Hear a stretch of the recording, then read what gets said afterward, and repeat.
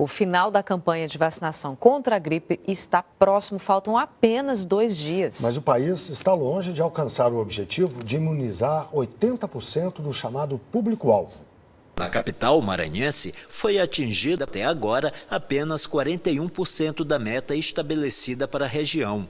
O índice de São Luís, apesar de baixo, está acima da meta nacional, em torno de 30%, ou seja, cerca de 15 milhões de brasileiros.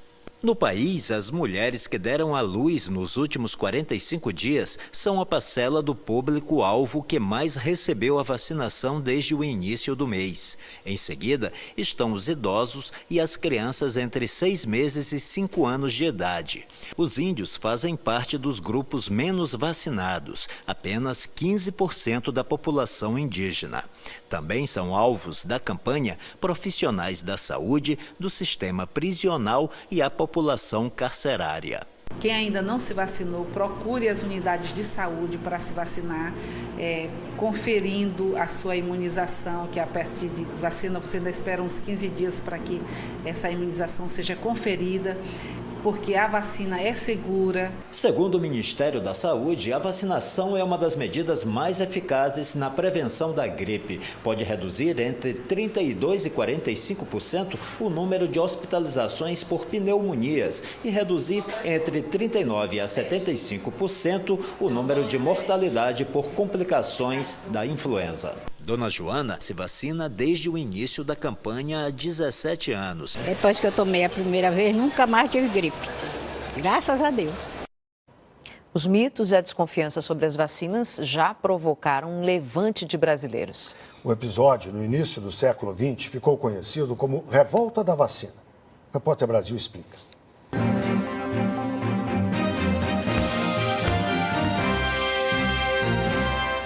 Em 1902, o presidente da República, Rodrigues Alves, decidiu sanear e reurbanizar a então capital federal, o Rio de Janeiro. O médico sanitarista Oswaldo Cruz começou o combate a doenças como a tuberculose, a varíola e a peste bubônica transmitida pelo rato. Mas as medidas não foram explicadas à população. As ações sanitárias eram impostas. Quando o governo tornou a vacinação contra a varíola obrigatória, houve reação. Muitos não acreditavam na eficácia da vacina. Os pais de família se recusavam a mostrar as partes do corpo a agentes públicos. O resultado foi a revolta. Durante uma semana, de 10 a 16 de novembro de 1904, a cidade do Rio de Janeiro foi palco de passeatas, conflitos e barricadas. Lojas e prédios públicos foram depredados, 30 pessoas morreram e 945 foram presas. No dia 16 de novembro, o governo decretou estado de sítio. A vacinação obrigatória foi temporariamente suspensa e a situação foi controlada. A campanha voltou e, em pouco tempo, a varíola foi erradicada do Rio de Janeiro. E sobre vacinação, eu converso agora com Henrique Marconi, que é presidente da Sociedade de Infectologia do Distrito Federal. Obrigada, muito obrigada pela participação. Boa noite. Boa noite. A gente, nesse momento em que vê que uma campanha de vacinação contra a gripe está com apenas menos de 30% do público-alvo vacinado, a gente fica preocupado. É importante lembrar a população sobre a importância das campanhas de vacinação, né? Exato. Eu sou uma pessoa que, e todos nós infectologistas, nós acreditamos que a vacina é um grande bem, né? E eu sempre gosto de dizer o seguinte: se você quer resolver um problema de saúde de massa, você tem 2 medidas que você precisa de implementar em saúde pública. A primeira é cuidar das condições da água e a segunda é você fazer vacinação da população. E eu acho que toda vacina é muito bem-vinda, todas as vacinas novas que vão sendo acrescentadas no Programa Nacional de Imunização, é sempre muito bem-vinda, que aliás é um programa muito bem sucedido de forma geral. Esse baixo número da campanha de vacinação contra a gripe pode ser explicado de alguma forma? A gripe é uma infecção viral, né, que tem causado, em outros anos, causou muitos problemas, né, e nós temos circulando até hoje aquele vírus que era tido popularmente conhecido como vírus da gripe suína, né? que até hoje ele está. E esse vírus é um vírus agressivo. Então, qual que é o objetivo da vacinação? É você prevenir a gripe em pessoas que podem ter uma consequência mais grave. Por quê? Porque o vírus da gripe ele abre a possibilidade de fazer infecção por bactérias. Então a população do idoso e da criança, eles estão muito sujeitos a infecções bacterianas graves pós a infecção viral. Né? Mas não é preciso ter medo dessa vacina, né? A vacina em si, ela é uma vacina de vírus morto. E não tem como a vacina gerar um problema, uma gripe, como às vezes a população acredita, né? Tem alguma reação, mas é uma reação... Que reação seria essa? Agora falando de uma forma geral das vacinas e para lembrar que as pessoas não devem se preocupar, porque é natural, é isso? Explica. Isso. Toda vacina tem um potencial de ter efeitos locais, né? Então, um efeito mais importante da vacina é o efeito no local da aplicação, que fica dolorido, né?